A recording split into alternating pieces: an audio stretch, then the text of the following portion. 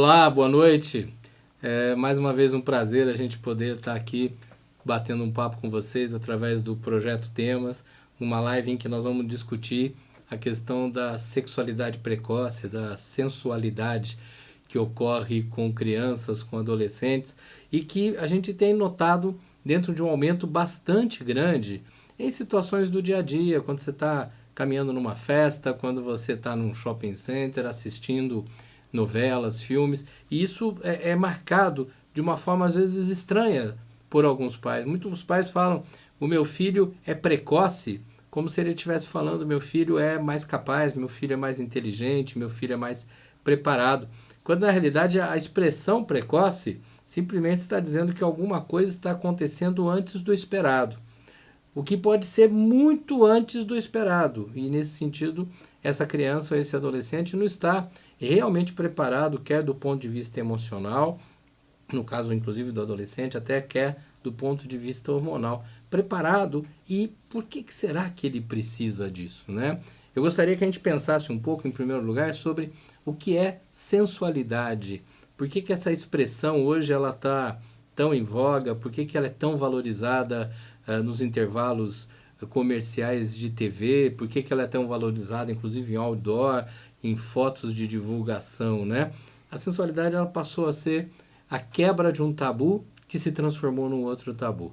Só para a gente poder pegar um exemplo simples, se a gente volta aí um pouquinho na história, talvez 40 anos atrás, quando você encontrava um grupo de meninas conversando sobre quem já teve ou deixou de ter uma relação sexual, talvez fosse comum encontrar alguém que já teve a relação e que dizia, não tive.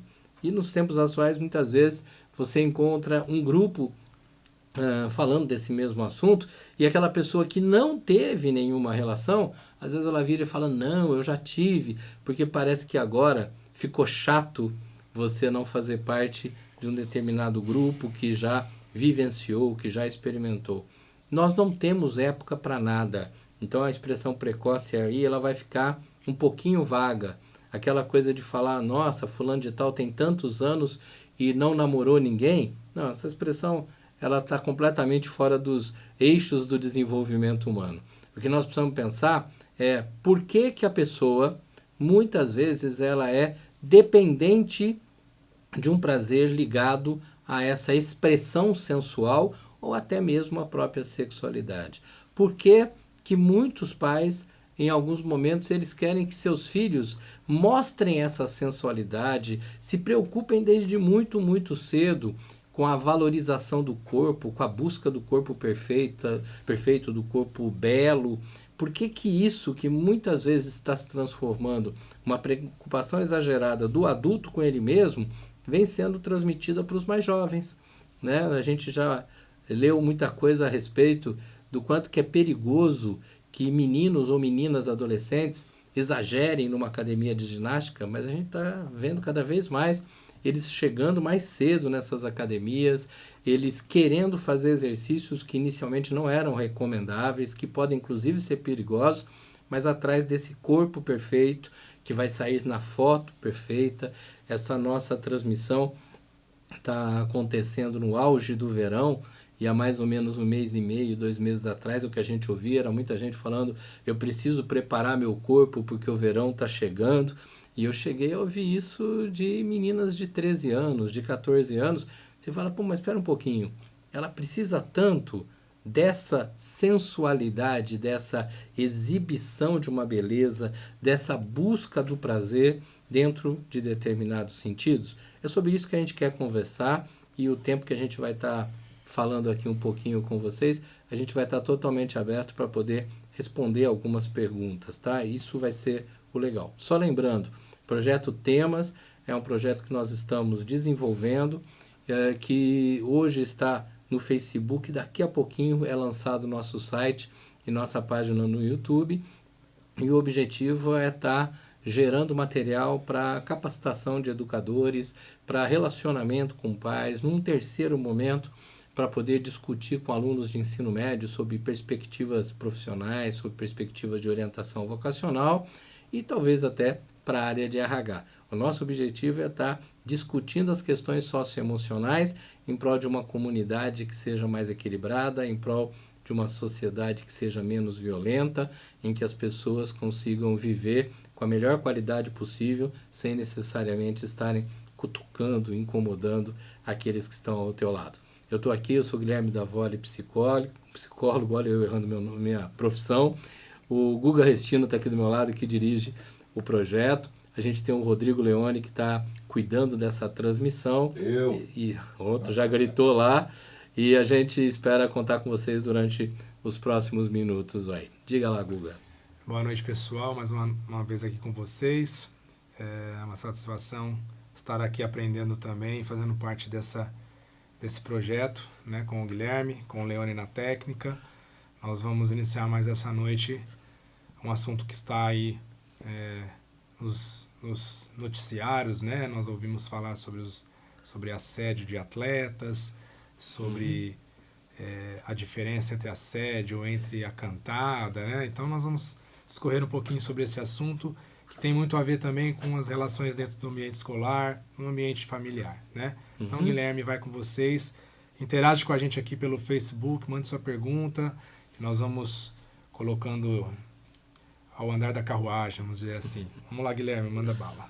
Tá, joia. Bom, vamos começar por essa questão que está muito em voga, né?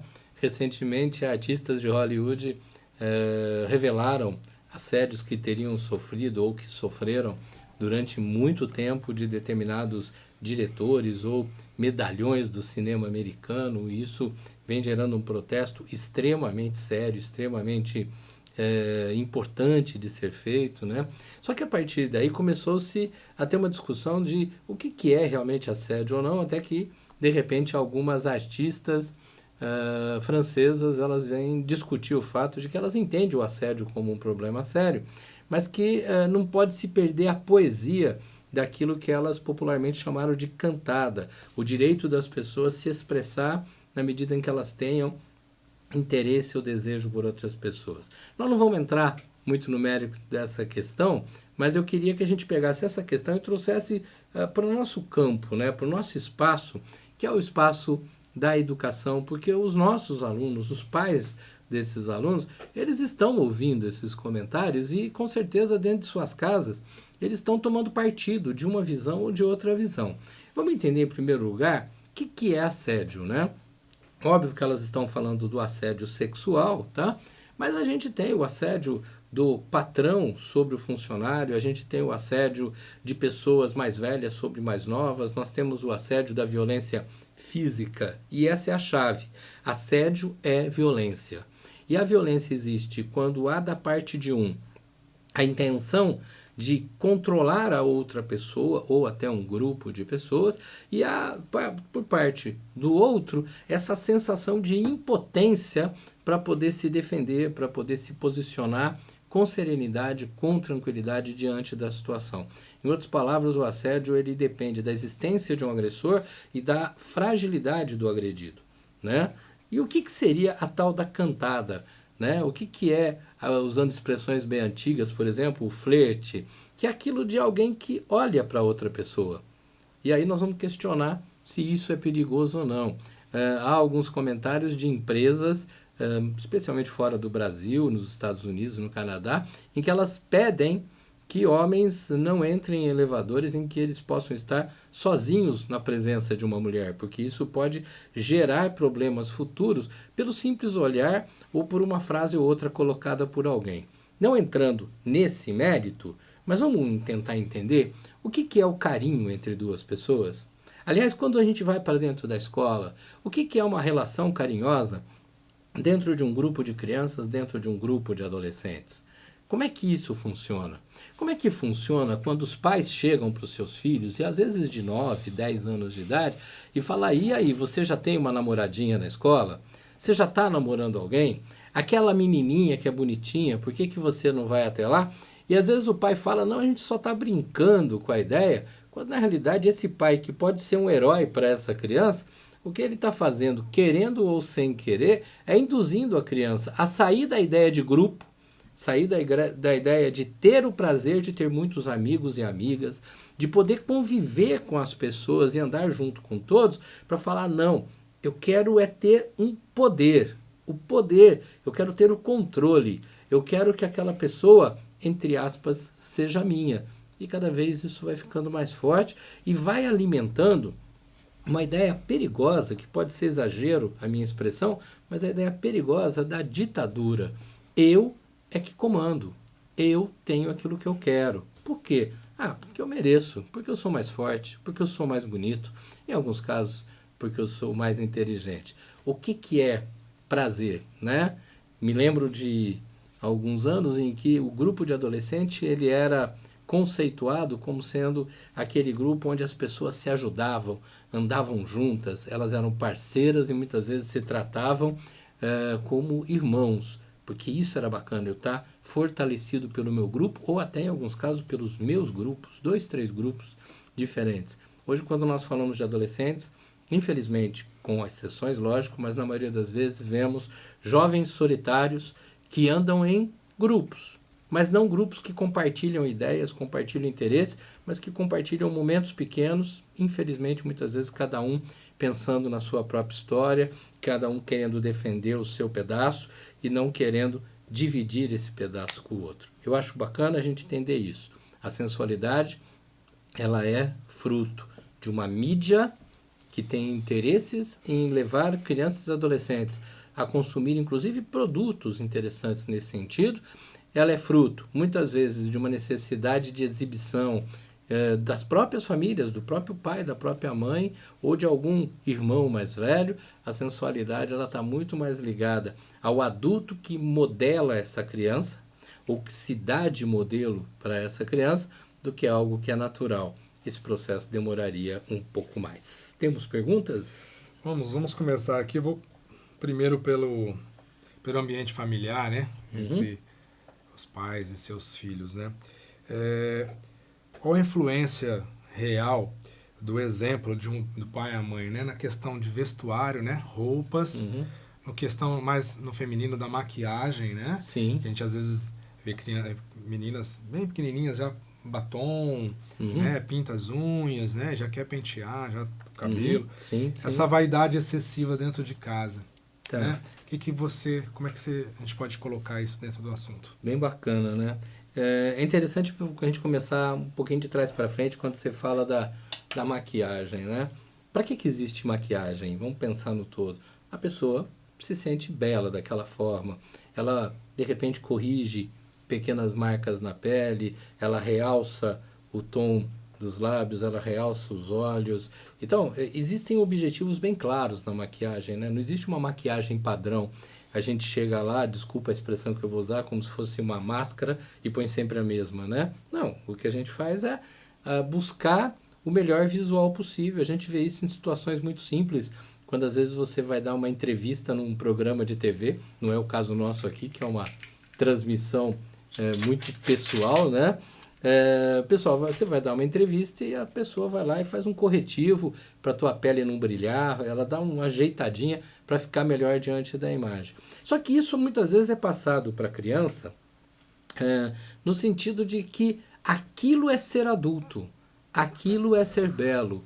E aí a gente vai encontrar especialmente essa menina lá nos seus 3 aninhos de idade, por exemplo, 4 aninhos, já querendo estar usando o salto alto da mãe, querendo estar usando o batom, querendo estar colocando, se o cabelo dela for curto, uma toalha na cabeça para parecer que é um cabelo mais longo, querendo cuidar da sua mudança física e até da mudança de alguma boneca, e a gente vai falar, tá vendo? Isso é uma brincadeira antiga. Toda mulher que já brincou com uma boneca fazia isso, mas era diferente, porque o que nós estamos tendo hoje é uma insistência de um modelo e, por um outro lado, uma colocação, muitas vezes, do adulto de elogiar e valorizar, e fazendo com que isso se torne algo que a criança vai querer o tempo todo. Então, nós já encontramos, isso tem sido relativamente comum, crianças e adolescentes de uma primeira fase, ali por volta de 11, 12 anos, que não saem de casa se não usarem maquiagem. E às vezes alguém vira e fala, isso mesmo, filha, você é uma mulher, precisa se cuidar. E não reconhecendo que ela tem que ser feliz a partir da beleza natural dela, que na medida em que ela vá realmente sentindo que é melhor fazer isso ou aquilo, tá, ela vai fazer, mas não como uma obrigação. Então, Guga, é interessante pensar isso, a obrigação de ser bela no modelo adulto. Isso é perigoso. E aí vai entrar o modelo da roupa, vai entrar, como eu citei no caso da menina, o salto alto. A gente está vendo meninos com esse tipo de postura, os pais se orgulhando de às vezes falar, olha, meu filho usa uma roupa igual a minha. É muito bacana quando você vai num shopping hoje em dia e você encontra o pai bem tradicionalzão, né? De um sapatênis, calça jeans, uma camisa de determinado modelo, e a hora que você olha para o filho, ele também está de sapatênis, está de calça jeans, e aquilo que é diferente do passado, né? Quando a gente olhava o pai com aquela roupa bem tradicional e o filho com uma roupa completamente diferente, ou mais infantil ou mais revolucionária, né? Hoje, antes, igual a gente fala, pô, que bonito, sim, mas isso é o natural do grupo do menino? Eu queria saber como é que é o grupo do menino, como é que é o grupo da menina. Porque é interessante quando você está crescendo em semelhança com o seu grupo social, da tua faixa social. Só que nesse mundo em que nós temos cada vez menos filho por família, e não estou fazendo aqui uma campanha a favor da procriação, lógico que não é nada disso, mas se eu tenho menos filhos, muitas vezes alguns pais e mães têm brincado de boneca e boneco com seus filhos. E eles são estimulados nesse mundo adulto a se sentirem adultinhos. Emocionalmente eles estão preparados? Então eu acho que nós temos aí alguns riscos sim, e isso precisa ser trabalhado com uma certa serenidade. Então nós podemos falar que, por mais que as pessoas tenham a sua individualidade, o pai, a mãe, a gente sempre fala sobre isso, né? Sim. E a criança também tem a dela e deve ser respeitada. Sim. Mas o pai e a mãe, como principais exemplos, devem se policiar, né? Devem também entender a maturidade da criança, a idade que ela está para isso é interessante. É interessante. Talvez um pai ou mãe nos assistindo questione assim, bom, mas espera um pouquinho, né? Como é que esse pai ou mãe vai comprar uma roupa que realmente é do jovem da idade tal, se nós temos 1000 lojas com modelos, ideias, propostas diferentes? Não. Não existe a roupa dos 10, a roupa dos 11, a roupa dos 13. Tá. O que nós estamos dizendo é que é importante que essa criança esteja convivendo com um grupo social na faixa de idade dela. Essa faixa de idade que frequenta lá a escola nos 15 anos, nos 12 anos, nos 7 anos. Tá? Se ele vive com aquele grupo social, e nós temos dentro daquele grupo social aquilo que nós chamaríamos de um estilo do grupo, opa, isso é muito interessante. Não é uma questão se o pai e a mãe gostam muito ou não gostam. Eu posso até olhar a roupa de um filho e falar, nossa, é ridícula essa roupa, tá? Você não vai usar isso? Tá ok, são pequenas questões de discordância dentro da família. Mas eu tenho que ter isso como referência, e não a referência que vem de cima para baixo.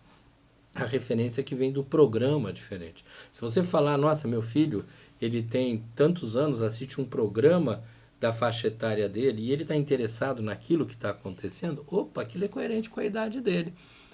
Há pouco tempo eu ouvi uma mãe comentando que a filha dela assiste uma dessas novelas mexicanas traduzidas para crianças e que passam na TV brasileira, e ela falando assim, mas essas crianças da novela, elas parecem crianças novinhas demais, elas se vestem de um jeito muito antigo, se vestem de um jeito muito feio. Gente, é o estilo de roupa daquele grupo, daquela geração lá no México. Não é uma questão de ser bonito ou feio, é uma cultura de lá, nós temos a cultura de cá, né? Então nós vamos respeitar a nossa cultura, mas não introduzir modelos, pais e mães. Às vezes a gente fala assim, minha mãe queria que eu usasse uma coisa no passado que era horrível, eu não quero. E de repente eu estou querendo que meus filhos usem aquilo meu. E eu falo, gente, vamos ser adultos, vamos ser modelo de adulto. Não. Criança seja criança, adolescente seja adolescente, e vamos retomar isso pelo caminho mais óbvio, que é o caminho da convivência. E aí, a hora que a gente vai para a escola, é importante que a escola observe isso também. Que a escola valorize não o fato de que alguém está sensualmente se destacando. Que a escola não valorize tanto, por exemplo, o fato de que aquele menino ou aquela menina estão trocando de foto no Face, e às vezes o próprio professor ou funcionário da escola fala, nossa, eu vi teu Face, nossa, você está um gato, você está uma gata. Pera um pouquinho, gente. Vamos deixar isso transcorrer com naturalidade, porque a questão da sensualidade e posterior ou consequente sexualidade, ela tem que ir brotando de uma forma natural, equilibrada e com controle da própria pessoa. Quando isso vai sendo incentivado, e depois a gente fala, mas é natural que as meninas e meninos sintam isso? Ué, não é natural, tem gente incentivando demais. Voltando um pouquinho, alguns minutos, houve um tempo em que falar da expressão sexual era um grande vilão, não se fazia isso, e hoje não falar disso parece que é ignorância. Não, vamos dar tempo para que as coisas aconteçam. Dentro ainda dessa fundamentação da sensualidade, a gente Uhum. tocando no assunto com as crianças, né? Uhum. A questão das músicas, das danças, que muitos pais falam, não, mas é inocência, não sabe, só tá dançando, só tá ouvindo, então letras e formas de dançar. Qual que é a influência verdadeira disso? O que ela pode acontecer nesse... Tudo que é repetitivo, tudo que é exagerado, vai sendo fixado dentro da gente, né? São marcas. Um pouco antes da gente começar essa live, eu estava conversando com o Guga aqui a respeito do quanto que o ser humano é um ser simbólico. Então, às vezes, você está aí andando pela tua cidade sozinho e te bate um cheirinho. Pode ser o cheiro de um perfume, pode ser o cheiro de uma flor, tipo Dama da Noite, pode ser o cheiro de um pão de queijo, né? E aí, de repente, te bate assim uma saudade de algo. Você nem fez a ligação, esse cheiro me lembra aquilo. Não, não. Foi automático, uma saudade da minha avó, tive uma saudade de quando eu estava não sei aonde. Por quê? Porque aquele símbolo que na tua infância você vivenciou várias vezes, pareado, né? Com determinada situação agradável ou desagradável, quando aquele símbolo reaparece, você sente prazer ou desprazer. Agora imagina, quando eu falo de determinados símbolos que vão sendo dioturnamente colocados na cabeça de uma criança ou de um adolescente via televisão, via youtuber, via todas as fontes da internet, né? Então essas informações vão chegando e vão fixando. E essa pessoa vai ficando dependente de um determinado conceito. Quer ver uma questão muito interessante? É quando hoje, e isso também é comum, você encontra às vezes uma pessoa de 18, 19 anos que está passando por um sofrimento porque houve um problema no namoro, né? E aí você vai ver o que está acontecendo, é um namoro de 7, 8 meses, a gente se separou, deu um tempo, não sei o que, não sei o que. Eu falo, quanto tempo? Não, faz uma semana, eu não aguento viver sozinho, ou eu não aguento viver sozinha. Opa, quando é que você começou a namorar? Eu comecei a namorar, eu tinha 11 anos de idade. E aí? Eu sempre tive alguém. Eu nunca deixei de ter um namoro. Eu falo, opa, se você sempre teve um namoro, você sempre teve um foco, você nunca teve um grupo. E se você quiser se reequilibrar, a questão não é procurar alguém ou um namorado ou uma namorada para preencher um vazio. Você precisa encontrar você mesmo primeiro. E eu encontro comigo mesmo, em primeiro lugar, quando eu estou diante de uma estrutura social onde eu troco ideias. Aprender a viver em grupo para aprender a se reconhecer. Se o namoro começou mais cedo ou mais tarde, não existe uma regra, mas o que existe é aprender a viver só. E hoje a gente tem assistido namoros adolescentes ou de jovens que são extremamente obsessivos, extremamente possessivos. E você fala, mas o que é isso? Isso é paixão? Não, isso é medo de solidão. Isso é não ser capaz de viver consigo próprio. É uma necessidade da exibição. É uma necessidade de colocar minha fotinho lá na rede social e que nos próximos 15 segundos alguém escreva: você tá um gato, você tá linda, você tá isso, você tá aquilo. Porque se as pessoas não me reconhecerem, não me valorizarem, eu vou afundando e vou sofrendo. Isso está acontecendo em todos os lugares. Mas como a gente já falou num outro momento aqui, numa outra live, a questão emocional hoje ela está muito dentro do ambiente escolar, pelo próprio fato de às vezes os pais não terem condição de estar acompanhando os filhos o tempo todo e não ter outros filhos juntos para compartilhar ideias numa faixa etária mais ou menos próxima. É na escola que a gente vai poder repensar isso, reestruturar essa história. Tá? Mas só mais um pequeno comentário a respeito. Nós vamos sair do ambiente de paz, familiar, para o ambiente escolar daqui a pouquinho. Mas quando a gente fala, ou nós ouvimos falar sobre o tipo de música, não é em relação a ritmo. Eu não pulei a música. Vai, continua. Assim, não é em relação ao ritmo da música, Sim. Né? Mas em relação às letras, o que se fala, o que se vende nessa música. E aos gestos, aos gestos, a questão da dança, a forma que que se passa essa dança, né? De Sim. movimentos que se fala. Então, não é o ritmo, né? Não é a consideração da cultura, vamos dizer assim, mas sim na poesia, né? Da palavra. O que está sendo... Sim. O que tua criança está ouvindo? O que a gente está ouvindo? Né? O grande perigo é que se você parar para pensar sobre piadas de sexo e músicas que têm conotação sensual, as duas, sempre elas estão falando de um agressor e alguém agredido. Sempre. Não existe uma piada sobre sexo que não tenha alguém tirando vantagem sobre alguém. Não existe a música sensual que não fala expressões do tipo eu te pego, do tipo você vai ser meu, você vai ser minha. Sabe? Essa questão de que existe um poder. E aí a coisa fica pesada. E eu estou falando das músicas mais leves, das mais discretas. Não estou falando das exageradas para não parecer tão preconceituoso assim. Mas o que acaba acontecendo é que elas vão repetindo de tal forma que esse conceito, entre aspas, do eu te pego, passa a ser algo absolutamente natural. Quando na verdade, espera um pouquinho, a gente se gosta, a gente vem desenvolvendo afeto. Pode ser que um dia a gente esteja junto. E não eu comando e alguém me obedece. Eu sou poderoso ou poderosa e o outro me obedece. Essas expressões, elas vêm denegrindo. Algumas pessoas falam denigrem a mulher. Não, denigrem o homem, denigrem a mulher, denigrem os próprios homossexuais, denigrem todo mundo. E o que eu tenho que pensar é na convivência, no bem conviver e na maneira de trabalhar isso no dia a dia.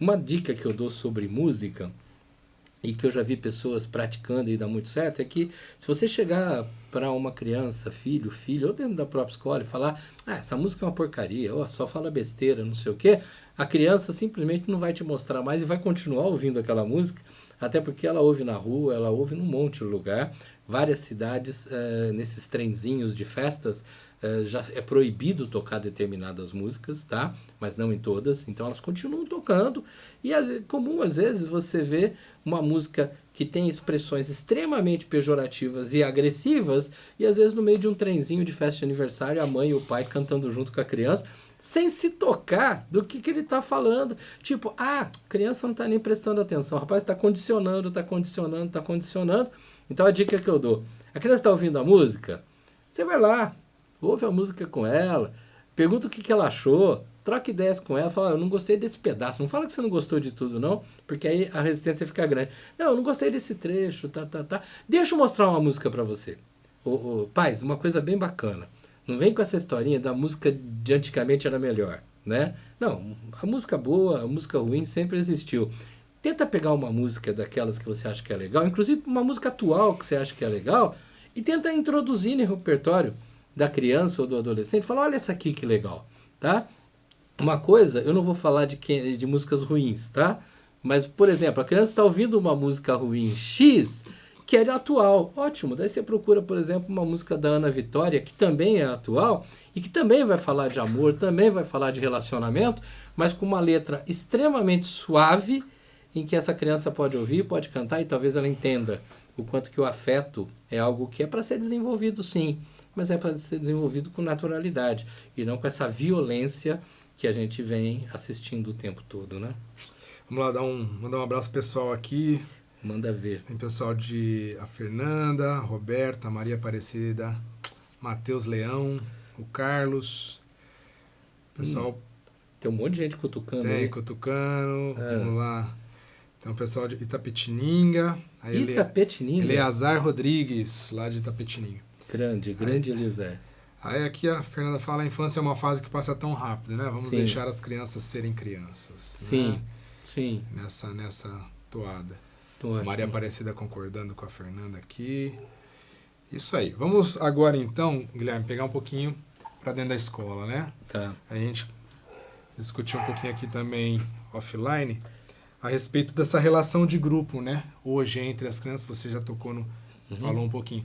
Essa relação de grupo entre os estudantes, ela está bem menor do que na nossa época, vamos falar assim, né? Meu Deus, extremamente. E o que acontece, né? Por quê, extremamente. Né? As pessoas têm medo do grupo, porque no grupo você é mais próximo do anonimato, né? Quando eu tô com a minha turma, os meus amigos, e se minha turma for em 10 pessoas, eu sou 10% do grupo, eu sou um pedacinho do grupo. Se eu tiver com uma turma muito bacana de 50 pessoas, rapaz, eu sou uma coisa pequenininha. E no mundo onde todo mundo tem que ser o máximo, todo mundo tem que aparecer muito, o grupo, ele pode me ofuscar, né? E aí, então as pessoas começam a passear pelos grupos. Opa, aqui estão me valorizando, então eu vou ficando. Ah, esse grupo aqui tem gente se destacando, opa, eu saio aqui um pouquinho de lado, né? E essa individualidade que é tão pregada na sociedade de hoje, né, quando fala, olha, você é vitorioso, você é capaz, você vai conseguir, é você que chega lá, papá. E que às vezes os professores, sem querer, incentivam, né? Os professores, eles têm um hábito que, num primeiro momento, é saudável. É que a sociedade está numa linguagem errada, por isso que o hábito, às vezes, bate de uma forma inadequada, de falar, vai lá, rapaz, se você fizer, você vai ficar melhor que o outro, você vai conseguir mais que fulano, sabe? E esse joguinho, que é para incentivar, muitas vezes ele faz com que a pessoa vá em si mesmando, né? E aí criando formas de reação que são muito perigosas. Viver em grupo é fundamental. A escola é um local de convivência em grupo. A escola é um local onde as pessoas têm que aprender a ter prazer de ouvir a história dos outros, ter prazer de andar junto com os outros, ter prazer de compartilhar ideias, compartilhar lanche, de compartilhar atividades, tarefas, tá? E a hora que a gente aprende a compartilhar e descobre o prazer de ter um amigo, de ter uma amiga, de poder confiar em alguém para falar um segredinho, pô, isso vai dar um grande alívio, né? Só que nós estamos andando, infelizmente, na contramão desse processo. Então, nessa redução de relação em grupo, né? Uhum. Essa falta de relação social e muito afetiva, né? Nós Sim. temos, eu posso dizer, eu creio que você também, temos amigos de quantos anos, né? Vixe. Da infância, e hoje a gente vê adolescentes com amigos momentâneos, vamos dizer, por série, Sim, né? Descartáveis. Descartáveis. Então, assim, ontem foi meu amigo, hoje eu estou na outra série, é outro amigo. Aliás, então, é uma frase muito comum entre crianças, falar, eu era amiga de fulana, mas ela gosta mais da outra, então eu deixei de ser amigo dela. Porque não dá para ser amigo de alguém que tem outro amigo. Então, fulana de tal é minha melhor amiga. Ou fulano de tal foi minha melhor amiga. Hoje nem amiga é mais porque ela tem outra melhor amiga. Esse conceito de vamos minimizar as relações é muito perigoso. E aí essa falta de relação tem muito a ver também com esse ambiente competitivo, né? Social, educacional, profissional, uma cobrança. Sim, até a carência também, competir com o carinho dos pais, né? Tem a ver também. Sim. Ajuda. Tem muito a ver com essa necessidade dos pais de atingir sucesso, atingir meta, de não fracassar, e que fala para o filho, aliás é uma expressão comum de pais para filho, olha, não confia em ninguém não, viu, porque ninguém presta. Ó, não confia nisso, não confia naquilo. Pô, como é que a criança vai se entregar a uma situação dessa com naturalidade, né? Aí fica bastante difícil. Uma outra coisa bastante interessante que é discutida em escolas, e que vai assim paralelo a isso que nós estamos falando, é sobre a utilização de uniformes, né? Antigamente você tinha uniformes muito radicais, né? Você tem que entrar com a calça azul daquele tipo, se for um azul diferente não pode, você tem que usar, eu lembro quando eu ouço histórias da época da minha mãe, né? Que tinha o sapato certo, se não fosse aquele sapato você não entrava na escola, as coisas eram muito sérias. E eu lembro de histórias de pessoas falando de especialmente colégios de freiras, colégio de padres, né? Em que as meninas iam e a hora que elas saíam do colégio, às vezes elas dobravam a barra da saia e passavam fita isolante, alguma coisa, porque dentro da escola tinha que ser para baixo do joelho, não sei quantos dedos, tá. Hoje o que tem acontecido, e que até é muito bacana, né? Escolas que têm versões de uniformes, né? Então você tem um uniforme em, às vezes, 2, 3 cores, você tem a possibilidade de usar calça jeans, mas você também pode usar bermuda, isso e aquilo. Você não tem, assim, algo radical. Quando você vai para sapatos, sandálias e tudo mais, totalmente tranquilo, tá? Só que existe uma questão que eu acho que pega um pouco pesado, que é quando a gente fala sobre você transformar o seu uniforme. Qual que é a expressão correta aí? Customizar. Customizar o uniforme, que é aquela coisa de customizar abadás em carnaval, né? O que é o customizar? Ah, eu corto a manga aqui, eu dobro ela lá, eu abro um pouco a frente, eu tiro a gola, tá? E alguém fala, pô, mas isso é bacana. Sim, é muito bacana. É porque é um estilo, eu fiz um buraco na minha roupa. Não, tudo bem, é um estilo. Mas é para sensualizar?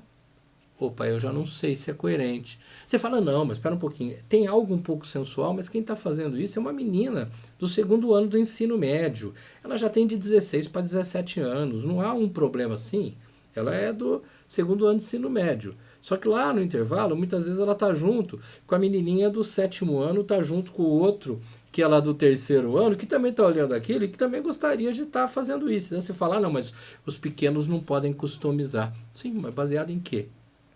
Que não podem, né? Deixando bem claro, eu não sou contra isso de customizar, eu sou contra a exibição que faz com que essa pessoa se destaque socialmente simplesmente por essa característica.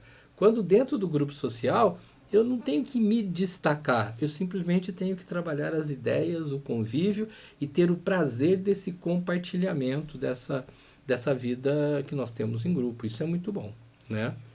O que nós podemos hoje, qual é o conceito de adolescência, né? Nós estamos chegando, a hora que nós vamos chegar na parte falando de sensualidade, do precoce, esse conceito de adolescência hoje, ela já é, ele já é, né? Sim. As coisas vão se acelerando, Sim, né? já é adolescente ou já é pré-adolescente, né? Conceito de adolescência, Guilherme, como é que nós É muito podemos interessante entender? a gente lembrar de onde vem a palavra adolescência. Ela vem de um verbo grego, sem uma tradução muito clara, né? Um antigo verbo grego, de uma tradução não muito clara em português, que seria, vamos chamar de verbo adolescer, não é assim que se fala, mas que significa sofrer.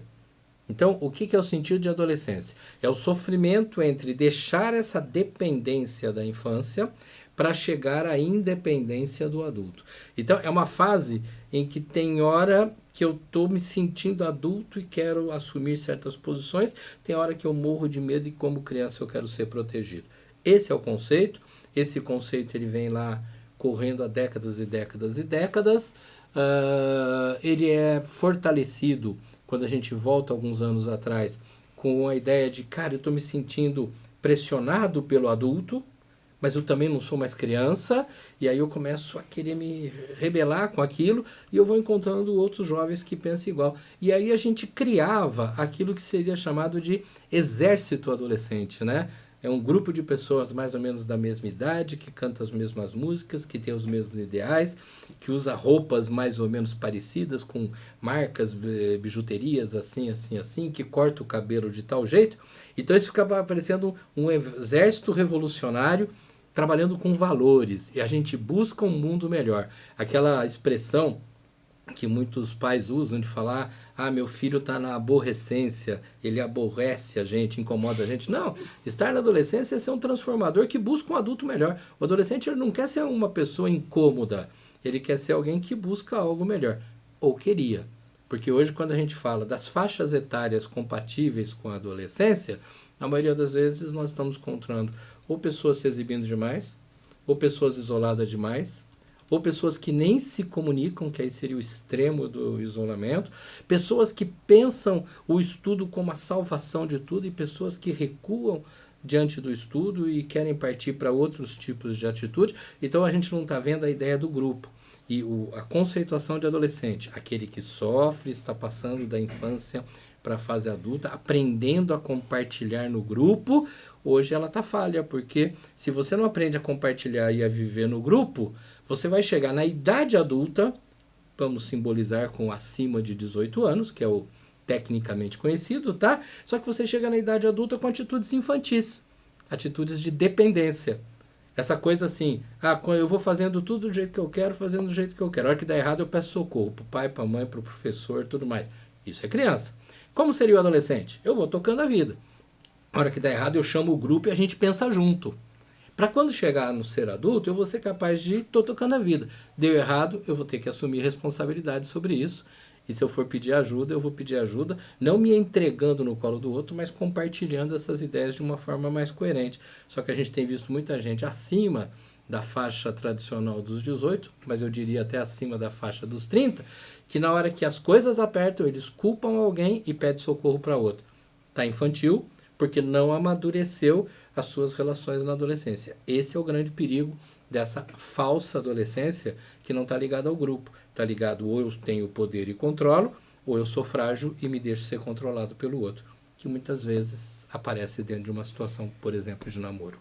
Não seria a causa principal, mas essa relação em grupo, a influência dela, a partir da adolescência, onde como se diz, os hormônios estão fervendo, né? Então os jovens começam a se sensualizar, hoje mais cedo, mas assim, gostar de outro, o menino de uma menina e vice-versa, e essas relações de um namoro, né? De gostar, de estar afim, vamos dizer assim. A falta também desse convívio em grupo, né? Dessa convivência, dessa troca de experiências e até intimidade no sentido de brincadeiras, de conversa mesmo. Sim, desenvolvendo a linguagem. Isso também faz falta. É onde vai prejudicar um adulto a cantar, ou assediar, ou agredir. Sim, né? a entender que o assédio é uma forma de carinho, quando o assédio é uma forma de violência. Por quê? Porque ele não sabe conversar com a outra pessoa que está lá na frente, ele não usou a adolescência para aprender a dialogar com a outra pessoa. Há um dado bem interessante quando a gente fala, olha, a adolescência, os hormônios vêm. Os hormônios, eles estão ligados tecnicamente à palavra puberdade, né? A questão das mudanças hormonais, ela faz com que você tenha uma outra forma de sentir a presença de alguém. É aí que começa nitidamente a vir esse desejo que a gente chama de sensual e sexual. Quando alguém vira e fala assim, a criança tem. Não, a criança ela sente prazer e sente desejos, só que ela trabalha com outros hormônios, outros objetivos. É que de tanto ouvir falar que, olha, tem que namorar, tem que isso e aquilo, a criança se perde lá atrás. Então, nós temos que deixar que as coisas aconteçam devagar. Agora, não é porque você tem 16, 17, 18, 19 anos, passando pelas transformações hormonais, ou já passou pelas transformações, que você encontrou a pessoa que você realmente quer ter ao seu lado. E por isso é que nós não podemos falar, existe a idade do namoro, existe a hora, ou você está adiantado ou está atrasado. O que eu quero saber é, vida em grupo, como é que anda, no meio do grupo ou em determinada situação, encontrou alguém muito especial, ótimo, tenha esse alguém muito especial, mas não abandone seu grupo, inclusive, se possível, incorpore outros grupos, porque quando eu aprendo a conviver diretamente com alguém que me faz muito bem, e por outro lado, eu tenho esse grupo que também me faz muito bem, e eu tenho a minha família que também me faz muito bem, eu posso dizer que essa pessoa é equilibrada. Vamos lá, tem umas colocações aqui. A Kelly Cristina. É normal o sujeito ter um jeito fora de casa e outro dentro? Então, principalmente, deve ser adolescente, né? Sim, ser provável. comunicativo fora de casa e com os pais distantes, né? Sim. Não sei se é muito do assunto, mas uma característica que você pode colocar um pouquinho para nós. Tá um pouquinho fora do que nós estamos falando, mas é interessante e é muito comum, inclusive, aliás, eu queria trocar a palavra normal, né? Não é normal, mas é comum, né? Porque o que é normal? Normal é você ser você em todos os lugares que você estiver da mesma forma, com pequenas adaptações de acordo com a necessidade. Eu não vou ficar usando terno toda hora, tem hora que eu preciso utilizar, isso não vai contra a minha personalidade, né? Agora, é muito comum você ter uma postura diante da família e outra diante da escola e outra diante de um determinado grupo social.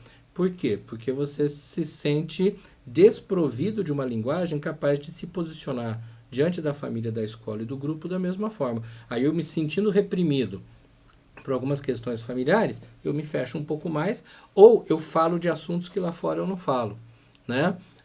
Às vezes a pessoa tem uma liberdade dentro de casa tão genial que ele se solta em casa, mas a hora que ele vai para a escola ele não consegue se soltar. Então o contrário também ocorre. Mas não chame isso de normal, não. Chame isso de comum e que precisa ser trabalhado no sentido dessa pessoa confiando um pouco mais nela, confiando nas habilidades que ela tem, que ela vai ajustando essa linguagem nos diferentes ambientes em que ela vai estar passando, né? Fernanda coloca uma questão também. Como ajudar essas famílias, ela como professora, né? Como ajudar essas famílias que os pais são infantis, provavelmente essa percepção é numa reunião também, né? Sim, sim. Elas têm contato com os pais. E então, como ajudar essas famílias que os pais são infantis, não conseguem educar filhos que suportam e lidam com as frustrações? Sai um pouquinho do assunto, mas acho que na percepção desse relacionamento do seu filho, né? Se ele vai lidar certinho com o amor, vamos infelizmente, dizer assim, nós pais temos um problema meio que histórico, mas com certeza muito agravado nos últimos tempos, né? Que é a gente não quer se sentir culpado de erro nenhum. A gente busca ser o pai que conseguiu fazer aquele filho ou aquela filha ser extremamente feliz. Então, a gente é preocupado demais com essa felicidade do filho e essa felicidade da filha, né? Então, na hora que a gente pensa por esse aspecto, a coisa se complica um pouquinho. Então, o que o pai e a mãe precisam pensar um pouco, tá?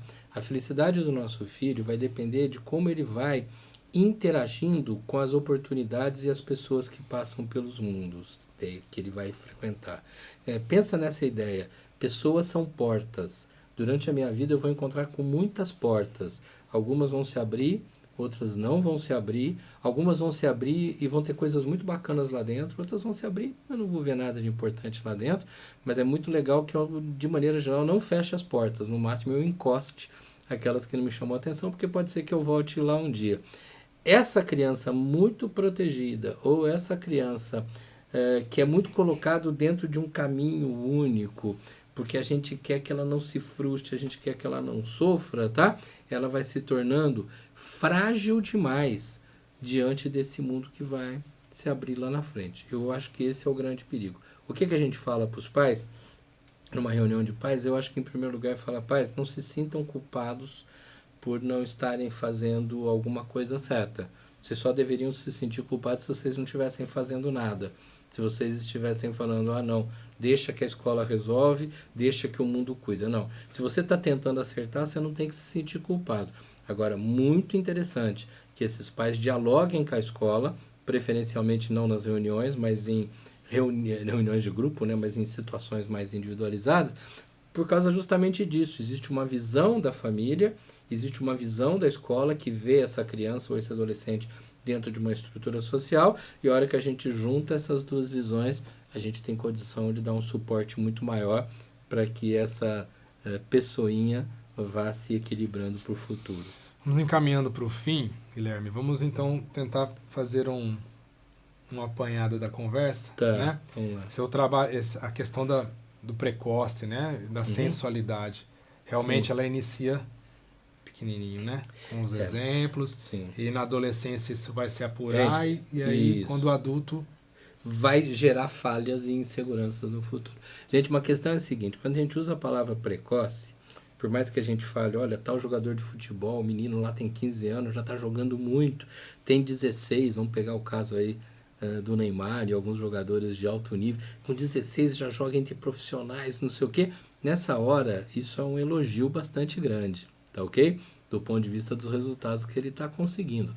A gente tem visto aí músicos, tem visto artistas, tem visto gente aí na área de matemática que é extremamente precoce em termos de resultados. Do ponto de vista emocional, isso não é uma notícia tão boa. Então, a precocidade das habilidades, das competências, tudo bem, pode favorecer o crescimento de alguém. Mas emocionalmente, nós temos todo um processo que depende das trocas com as pessoas. A palavra maturidade, ela não aponta algo que é diretamente ligado a você ser mais velho. Maturidade é aquele que experimentou olhares, visões e opiniões diferentes e aí ele tem mais facilidade para tomar decisões.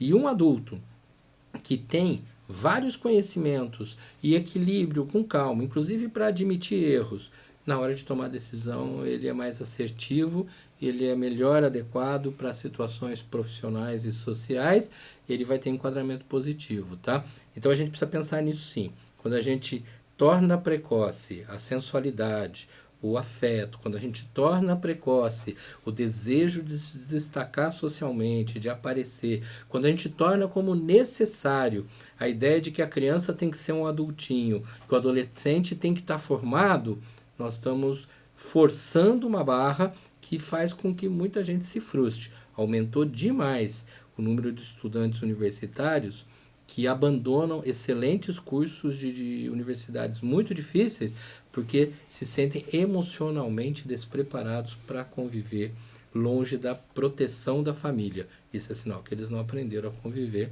com grupos, com pessoas diferentes. Esse é o perigo. Essa falta de maturidade também, na questão do assédio, ela reflete tanto na forma que, vamos dizer assim, o indivíduo 1 se reporta, Sim. e a forma que o indivíduo 2 recebe Sim, aquela...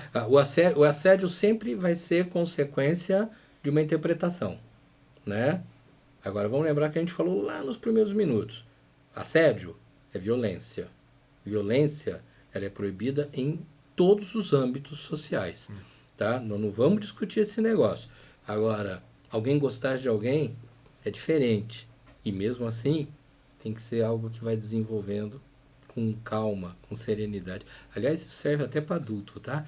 Lembre-se, não existe amor à primeira vista, por mais que eu dizer isso possa decepcionar os mais poéticos, tá? O que existe é paixão à primeira vista, e paixão normalmente é uma doença. Amor é um diálogo que vai fortalecendo as relações e dando segurança para os dois lados da moeda. Muito bom. Beleza? Temos aqui a Renata também com a gente, Renata Maluf, a Fernanda, o pessoal bacana. A gente pode encaminhar, então, Para uma despedida? uma despedida do pessoal. A gente quando vai fazer uma live, a gente fala assim, olha, 30 minutinhos, e nós estamos aqui, acredito eu, por volta dos 50 minutos, mais ou menos, trabalhando, e queria, em primeiro lugar, agradecer muito um monte de gente que foi entrando, curtindo, eu só fiquei olhando aqui, um monte de sinaizinhos passando e alguns comentários do lado. Gente, essa é mais uma live do Projeto Temas. A semana que vem provavelmente não vai haver. Eu vou estar viajando para um monte de lugar aí, fazendo trabalhos, e agora uma temporada de capacitação de professores em diferentes estados do Brasil. Mas a gente vai estar, provavelmente na semana que vem, lançando o nosso 5º vídeo no ar, já do projeto, tá? O Leone que está aqui com a gente, que é o que faz o fechamento, nem sabia que era para semana que vem, mas eu já estou terminando tudo lá, já vou entregar na mão dele, tá bom? E aí a gente vai trocando ideias e vai conversando. A gente quer muito que vocês nos acompanhem e a gente quer sugestões, a gente quer que você nos escreva, diga o que tem pensado, e inclusive o que você acha que a gente pode melhorar, onde que a gente pode lapidar um pouquinho o melhor trabalho. O objetivo, como eu falei no início, é que trabalhando as questões socioemocionais, a gente possa deslumbrar para os nossos filhos, nossos alunos, uma sociedade mais equilibrada, com mais serenidade, onde todo mundo se dê muito bem, tá? Eu queria agradecer a presença de todos, deixar para o Gustavo fazer sua despedida, o Leone dar um berro ali depois, e desejar a todos que Deus abençoe as casas e as suas escolas. Até mais. É isso aí, boa noite a todos, muito obrigado. O intuito do Projeto Temas é esse, é trabalhar com conteúdo honesto, com conteúdo que a gente tenha de conversar, e muito amplo, né? A gente ia falar de assédio, de sensualidade, de precoce, né? De crianças precoces, mas a coisa toma um âmbito bem maior, porque são mais coisas que envolvem realmente, né? Então, se você esperava uma lista do que é assédio e do que não é, você se deu mal. Mas se você quis aprender aqui, acho que aproveitou bastante essa amplitude, esse lastro de assunto. Um abraço a todos, um abraço pro Leone lá no fundo. Falou! Pronto. E a gente volta em breve. Um abraço, até mais. Tchau.